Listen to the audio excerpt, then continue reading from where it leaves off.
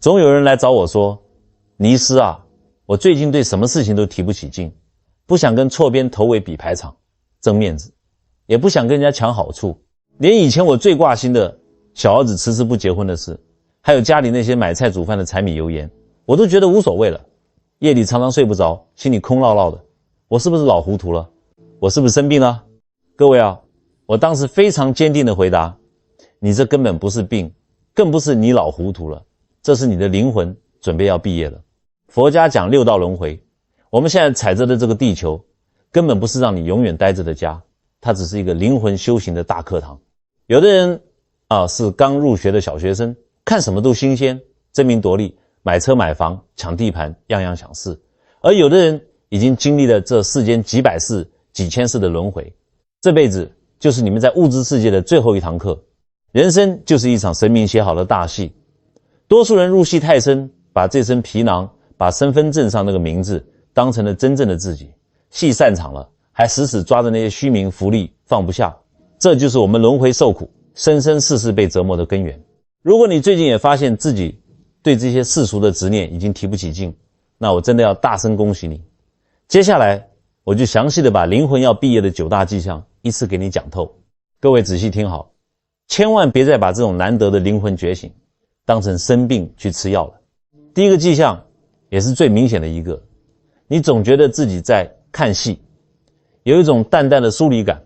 各位有没有过这种体会？你每天早上6点钟天刚亮，一样提着菜篮子去传统市场买菜，你一样拿着拖把在家里做家事，逢年过节像是除夕夜的时候，你一样一个人在厨房里忙得满头大汗，炖一锅香菇鸡汤，煎一条白鲳鱼，煮一大家子的饭菜，陪着儿孙说话，发红包。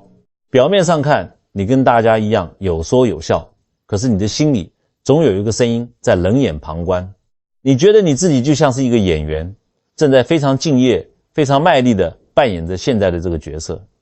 可是你骨子里清清楚楚地知道，这个角色并不属于真正的你。有时候你洗完澡，一个人静静地站在浴室的镜子前面，看着镜子里自己，你会突然愣住，你会觉得里面那个人好陌生，心里会突然冒出一个念头，这真的是我吗？那个真正的我到底去哪里了？你走出家门，看着周围的人，看着菜市场里为了2块钱的葱和蒜头跟猪肉摊老板吵得面红耳赤的欧巴桑，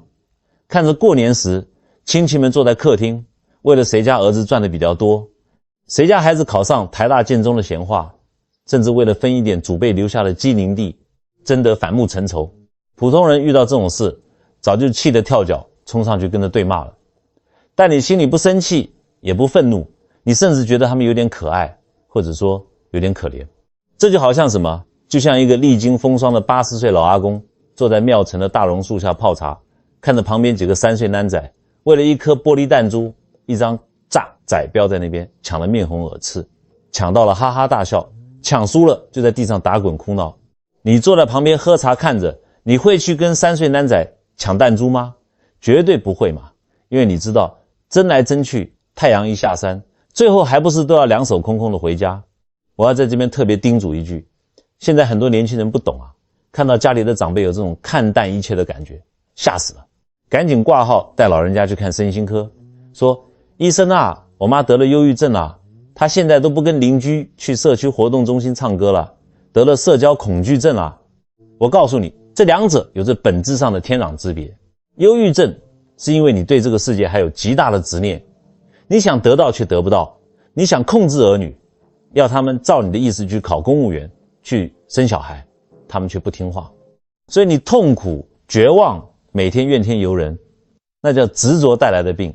但是灵魂毕业生的疏离感，是因为你深刻地认识到，这些名利财富儿女亲情都不是你灵魂真正想要的最终归宿。这不是冷漠，不是逃避，而是清醒，是通透，是灵魂快要觉醒的征兆。我常说，修行到了一定程度，会有一种乡愁。这种乡愁不是想念巷口那碗卤肉饭，不是想念故乡的山水，而是一种被称为宇宙乡愁的东西，是对物质世界之外那个真正的家乡的微妙渴望，是你想起了某些你一直知道却暂时忘记的真相。你发现这个世界就像一场生动的梦，而你正在逐渐从梦中醒来。你身处其中，却又不完全属于他。你看到别人的苦，依然会心疼，依然会去帮忙，但你的心里再也不会被那股情绪给卷进去了，因为你知道，这一切都是幻象，都是一场戏。好，各位，我们接着来讲第二个迹象。深度的似曾相识频繁出现，而且你对某些事物有着天生就懂的直觉。什么叫似曾相识？我们很多人偶尔都会有这种感觉吧。比如说你搭了游览车，跟着进香团去了一趟中南部深山林内的一间老庙，明明你这辈子绝对是第一次去，可是当你跨过那个门槛，转过那个走廊，你突然心里咯噔一下，这地方我来过。你甚至能脱口而出跟旁边的老伴说，我跟你讲，这大殿后面肯定有一口古井，一棵老榕树。结果走过去一看，哎呀，还真的有，一模一样。或者你第一次听到某首老歌，或者是庙里放了一段经文，一段古老的旋律，你才刚听前奏，眼泪就莫名其妙的在眼眶里打转。你甚至不用看歌词，接下来的调子你自然而然就能跟着哼出来。还有啊，这几年很多人跑来找我学中医，学易经。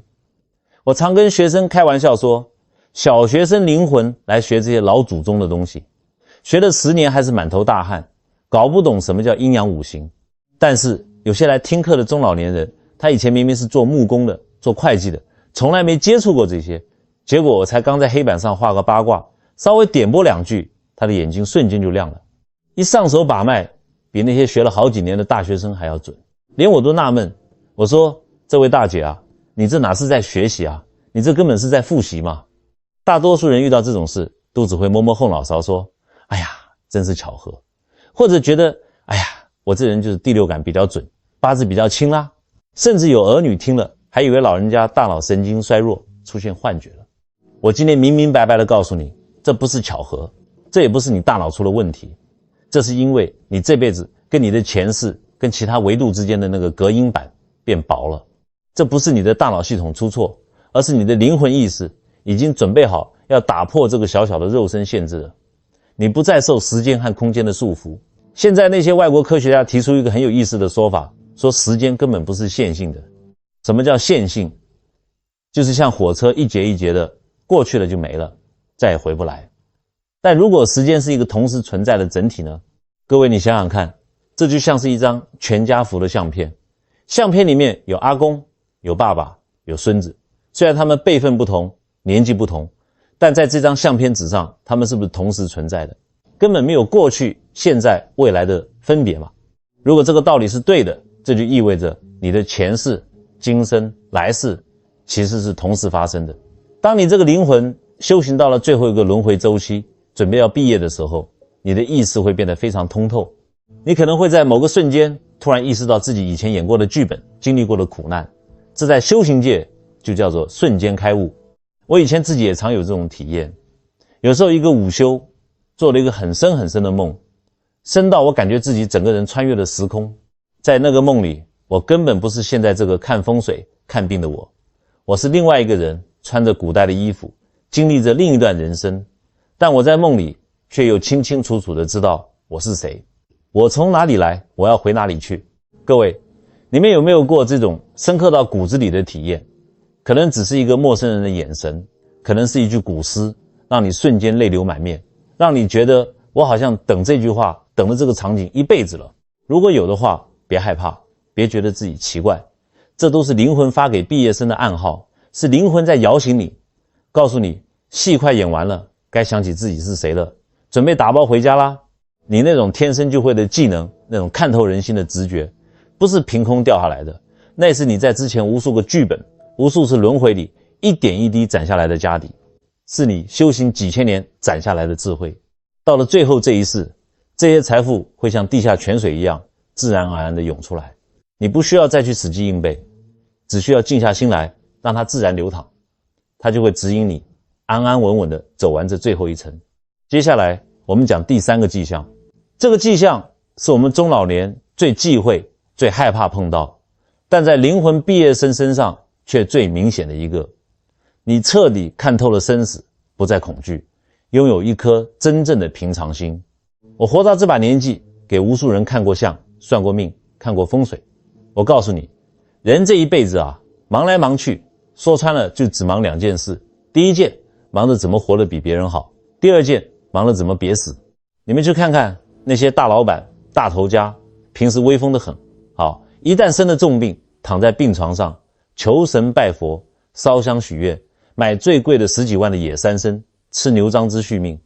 他们求的是什么？无非就是想再活500年，无非就是舍不得这世间的荣华富贵，怕自己2腿一伸，银行里的钱变成别人的，外面的戏衣变成别人的。这就是小学生灵魂死死抓着这个物质世界不放。可是啊，在你这个灵魂毕业生的眼里，死亡根本就不是什么可怕的事情，它根本不是生命的终结，它只是一种过渡，一种回归。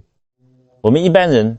一听到死这个字，马上呸呸呸说不吉利，骨子里就发抖，怕自己死了再也看不到金孙娶媳妇，怕自己死后躺在黑漆漆的土里一无所有。但如果你是灵魂要毕业的人，你对死亡的认知已经发生了翻天覆地的改变，你能非常坦然的，甚至笑着跟另一半交代，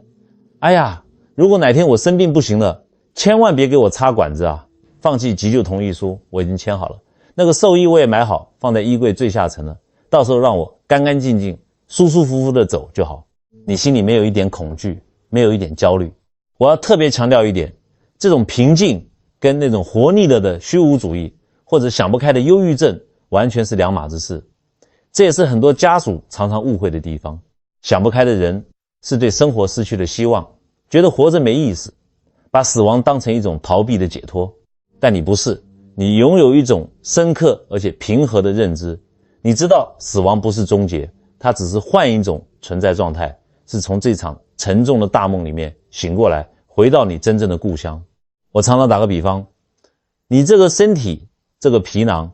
就像是你向天公伯租来的一间老公寓，你住了7、80年，现在屋顶也漏水了，眼睛老花了，水管也塞住了，血管不通了，墙壁也斑驳了，现在租约到期了。天公伯说，走吧，我那边有更大更好没有病痛的大透天厝给你住。结果你呢，死死抱着那个漏水的马桶大哭大叫，我不要走，我舍不得这间破房子。你说这好不好笑？衣服穿破了就换一件新的，房子住坏了就换一个地方，有什么好哭天喊地恋恋不舍的？为什么灵魂毕业生不怕死？因为你的潜意识里带着以前死过无数次的记忆啊。你想想看，如果你真的经历过几百次的轮回，生生死死体验过无数次了，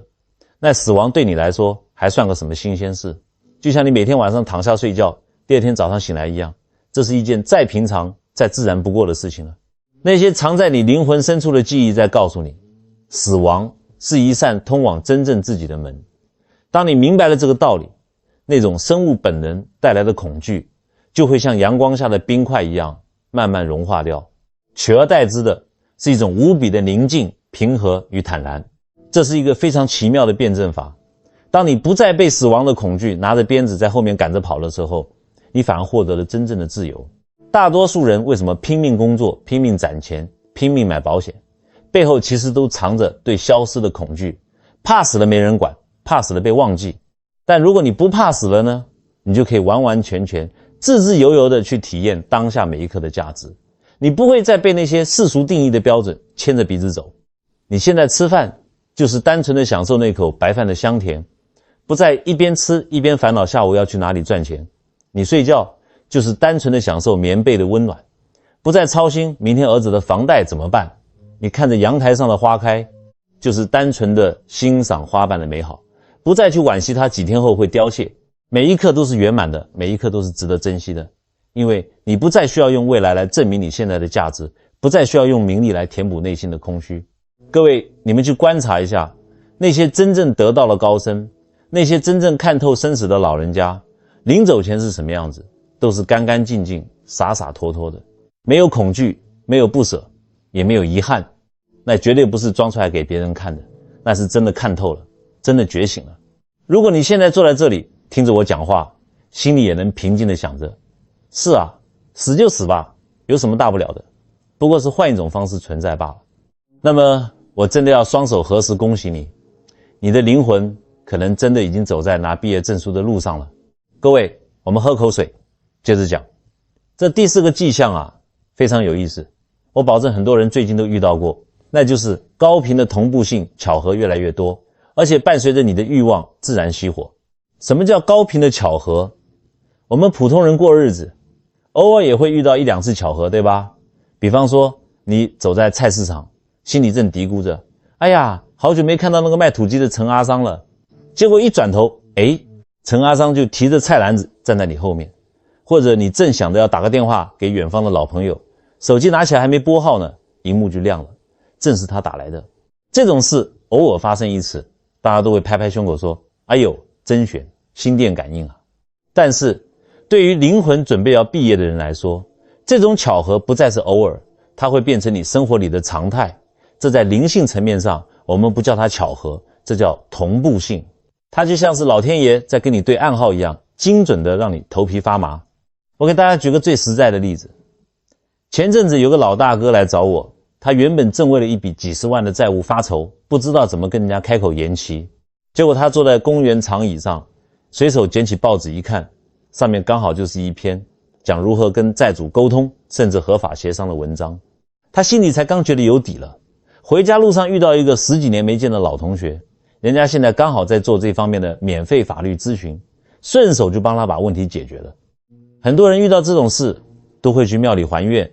说感谢菩萨保佑，感谢神明赐福，我这人就是运气好。我今天跟你讲白了，这根本不是运气好，这是因为你的灵魂意识开始在一个更深更本质的层面上跟这个宇宙连线了。这代表什么？代表你不再是被动的承受命运的苦，你现在是在跟宇宙合伙做生意。宇宙不再是冷冰冰的只会降灾祸给你的老天爷，它变成活的了，它在跟你对话。当你遇到困难，心里刚发出了一个念头，宇宙马上安排人安排事来帮你，它是在温柔地提示你，没错，老伙计，你走对路了，你的毕业考正在顺利通关中，你快要回家了。伴随着这种宇宙连线，还有一个非常明显的变化，这也是很多中老年最常跑来问我最容易自我怀疑的地方。他们说，尼斯啊，我现在对什么升官发财，对我儿子能不能当经理，对我孙子能不能考上第一志愿，我都提不起兴趣了。我是不是变得太冷漠了？我是不是人家现在年轻人说的那个什么躺平了？我这样是不是太没有进取心了？各位啊，我不得不说你们2句，你们这还是用世俗的眼光在绑架自己啊。我告诉你，这绝对不是堕落，这更不是冷漠，这是你灵魂的欲望自然而然的熄火了。这是你快要毕业的超级重要征兆。你不是变成一个无情无义的木头人，你是一种发自内心的通透。你开始意识到外面那些别人的眼光，存折里的数字，儿孙的成就，根本没有办法填满你内心真正渴望的东西。你每天一样会去菜市场买菜，一样会炖香菇鸡汤给媳妇喝，一样会帮忙带孙子，但最大的差别在哪里？以前你炖鸡汤心里想的是，我炖这么辛苦，媳妇等一下一定要称赞我2句，过年最好包个大红包给我，这叫有所求。现在你炖鸡汤就只是因为我想炖锅好汤，媳妇喝不喝，感不感谢，你心里根本无所谓。这就叫顺其自然，你不再刻意去对抗什么，不再硬着头皮去迎合别人。佛家讲业力，什么是业力？业力就是你心里那些放不下的执念，那些不甘心，那些没了结的恩怨。这些东西就像一根粗粗的麻绳，把你死死地拴在这个肉身上，把你一次又一次地拉回这个地球受苦。当你这些世俗的欲望自然消退的时候，那根绳子就松了，它再也拴不住你了。这就叫业力消散。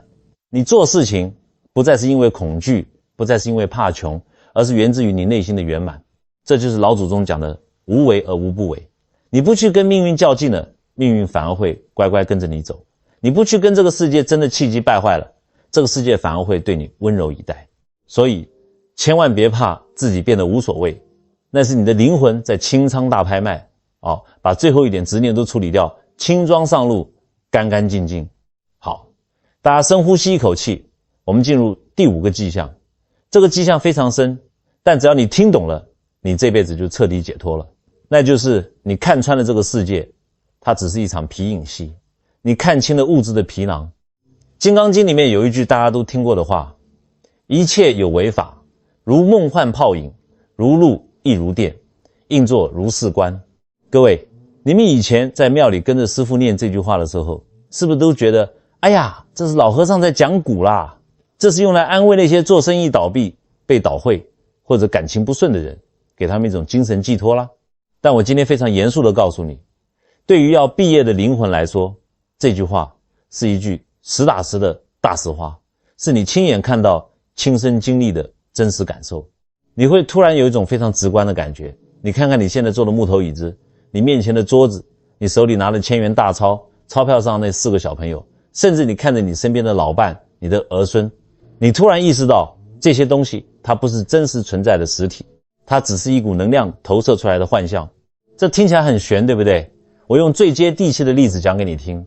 各位，我们台湾老一辈以前都在庙口看野台戏、看布袋戏，对吧？或者去戏院看电影。你在台下看着大荧幕，上面有人拿着刀互砍，有人爱得死去活来，你坐在下面跟着哭，跟着笑，跟着紧张，得手心冒汗。可是你心里明明白白的知道，那大荧幕上哪里有刀，哪里有血，哪里有仇人。如果你跑到那块白色的幕布后面一看，什么都没有，它就是一块白布。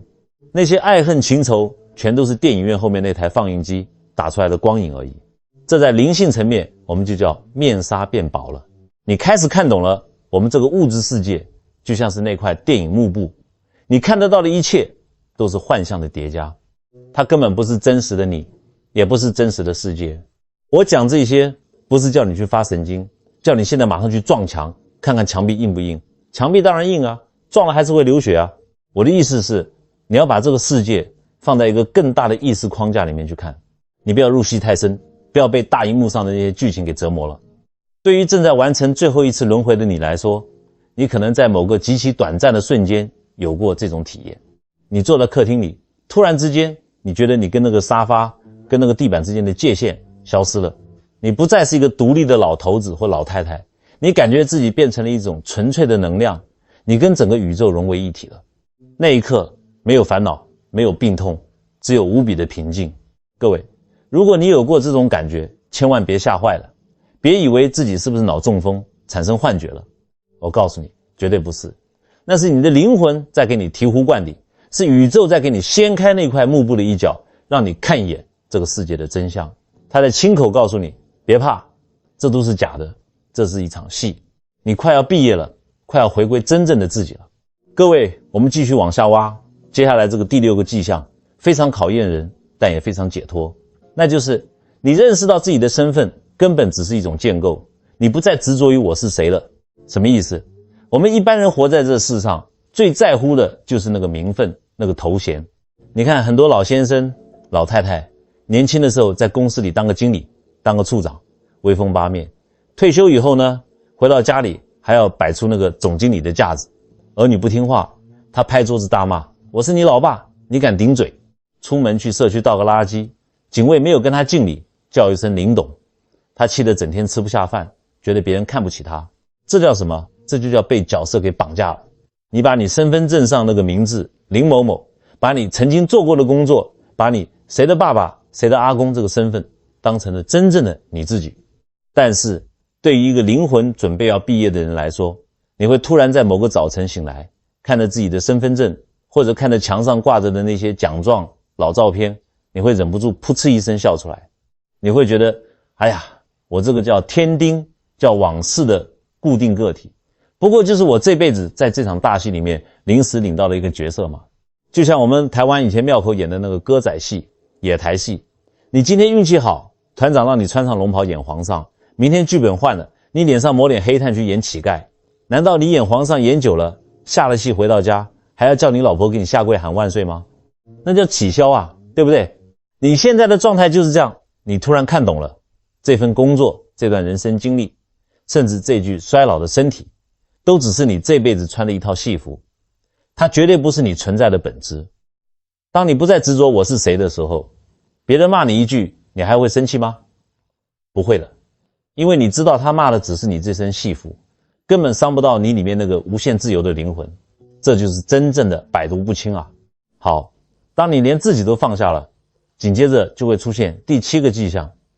你的心里会生出一种天然的普世同理心，你打从心底明白万物一体的道理。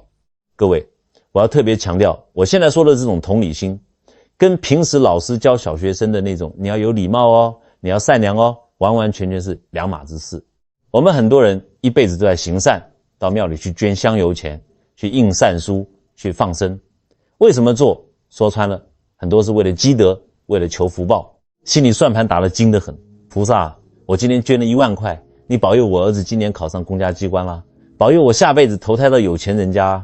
这叫什么？这叫做交易。你觉得帮助别人是为了给自己赚分数，但是对于一个灵魂要毕业的人来说，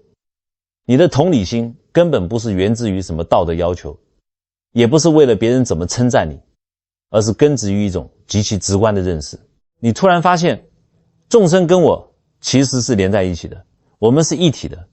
别人的痛苦就是我的痛苦，别人的快乐就是我的快乐。这就像什么？我打个最简单的比方，各位妈妈、婆婆们，你们在厨房里切高丽菜的时候，一个不小心，右手拿着菜刀，把左手的手指头给切了个大口子。我请问你，这个时候你的右手会不会站在旁边冷笑说，哎呦，左手你好可怜哦，我大发慈悲来帮你包扎一下好了。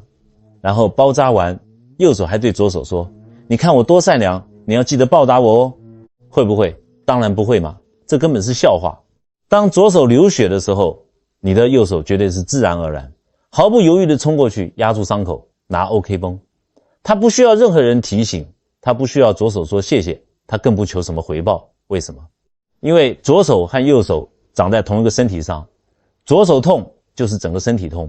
当你修行达到这种万物合一的意识状态时，你去服务别人，你去帮助别人，就是一种像右手帮左手一样自然而然的本能表达。你走在街上，看到一个卖玉兰花的婀娜在寒风中发抖，你不是出于可怜他或者想积德去买花，而是你的心真的跟着抽痛了一下，你觉得那就是你在发抖。这就是天然的普世同理心，因为你终于看懂了，伤害别人其实就是在拿刀割自己的肉，帮助别人其实就是在抚慰你自己的灵魂。没有别人，从头到尾就只有一个完整的我们。各位，大家想一想，你们活到这把岁数，心里是不是都有几个死结？是不是有很多改不掉的老毛病？这就是我们准备要讲的第8个迹象，旧模式自动脱落。你这辈子的因果契约彻底完成了。什么叫旧模式？比方说，你有一种控制不住的牛脾气，只要老伴一句话没说对，你就像点着的鞭炮一样，噼里啪啦发火。或者你有一种强迫症，家里的地板必须拖得一尘不染，看到孙子掉一粒饭在地上，你心里就难受得要命。还有最常见的，就是我们台湾家庭里常常上演的婆媳恩怨，或者是兄弟争产的戏码。我给你们讲个真实的案例。以前有个老太太来找我看诊，她心里那个苦啊，为什么？因为她跟她的大媳妇足足斗了20年，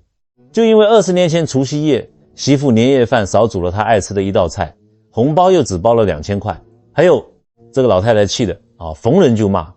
这20年来，只要看到大媳妇，她那个心里的火就蹭蹭蹭往上冒，怎么看她怎么不顺眼。这叫什么？这在佛家讲，这就是你们2个人的因果，这就是你们前几辈子结下来的业障。这种执念就像牛皮糖一样，死死粘在你身上，折磨了你大半辈子。你想改，可是你一看到他那张脸，你就是放不下。但是如果你是灵魂准备要毕业的人，奇妙的事情发生了。你突然在某个早晨醒来，你走到客厅，看到你那个大媳妇走过来，你心里以为自己又要生气了，结果你往心里一摸，那个气呢，那个火呢，没了，空空如也。你发现那个怨恨，那个执念，就像一颗熟透了的苹果，啪的一声，自己从树上掉下来了，自己消失了。这就叫旧模式自动脱落。灵魂在最后毕业的阶段，会像开了加速器一样，疯狂地帮你解决那些没放下的恩怨。以前那些动不动就让你气得跳脚的人事物，现在对你再也起不了一丝波澜。你能坦然面对他，甚至还能笑着跟他说一句，媳妇啊，今天天气凉，多穿件衣服。这不是你变麻木了，而是你从根本上把这些痛苦给消化了。你看透了他们背后的幻象，你知道这个大媳妇不过就是老天爷派来帮你完成毕业功课的考官而已。现在考卷写完了，分数拿到了，考官也该退场了，你对他只有感谢，没有怨恨。好，接下来我们要讲第9个迹象，这也是所有迹象里面最核心、最关键的一个，那就是你彻底放下了对空和有的执念，明白了觉醒的真正意义。各位啊，我今天在这边必须要骂醒一些人。你们去看看外面现在有多少人一天到晚把修行放下挂在嘴边，修到最后整个人变得冷冰冰的，六亲不认。他跟老婆离婚，说这叫断舍离。他不照顾家里年迈的父母，说这叫四大皆空。连基本的人情世故都不讲，他以为这样就是觉醒了，以为这样就是修行到位了。我今天明确的告诉你，这是修偏了，这简直是乱讲一通，这是对老祖宗智慧最大的误解。你连基本的人情味都没了，你连孝道都不顾了，你修什么仙啊？你这不叫觉醒，你这叫假清高。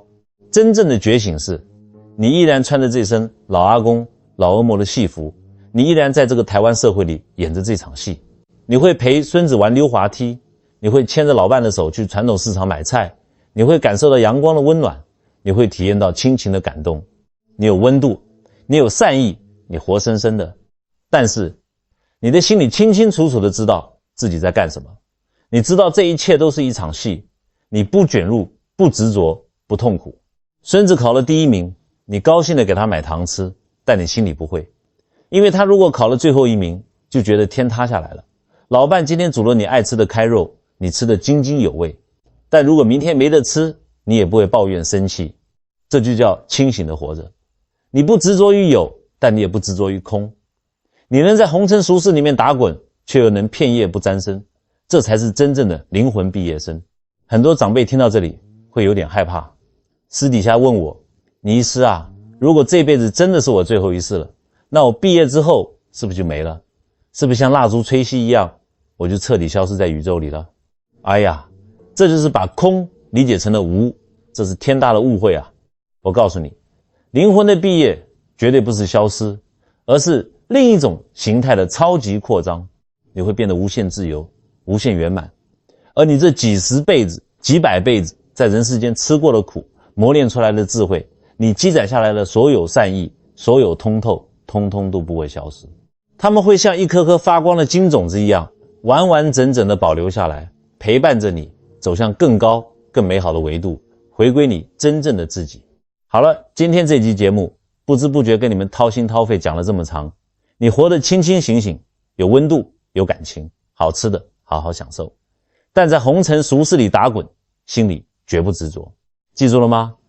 这就是你这辈子准备要拿毕业证书的征兆。如果你今天听懂了我的话，你觉醒了，你的心变得干干净净，对这世间万物都抱着一种慈悲通透的态度。你自己的灵魂就是最强大的能量场，所以修风水不如修心，心安了，一切就圆满了。所以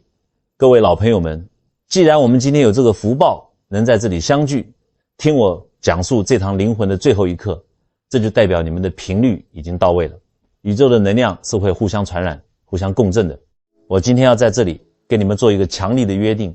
我希望大家在底下的留言区留下你的善言，或者写下一句祈福的话，就当是给自己积福报、结善缘。你可以写愿我看透幻象，放下执念，顺利毕业。你也可以写愿我所有的平安喜乐，愿世间没有病痛。甚至你只要留下一句最简单的阿弥陀佛，我悟了。当你们在打字的那一瞬间，你们心里发出的是一个善念。当1000个、10000个即将毕业的通透灵魂都在这个影片底下留下善言的时候，这里就会形成一个无比强大、光芒万丈的正向磁场。这个磁场会回向给你们自己，会加持你们的儿孙，也会帮助那些还在黑暗中受苦的迷茫众生，给他们一点光亮。无论你现在正经历第几个轮回，无论你现在正处于什么样的病痛或困境，尼斯都在这里祝福你。愿你的旅程充满灵光，愿你这最后一世活得通透，活得自在，活得安心，不负此生，不负自己，早日回归那个无限圆满的真正家园。我们今天就讲到这里，大家保重，我们下次见。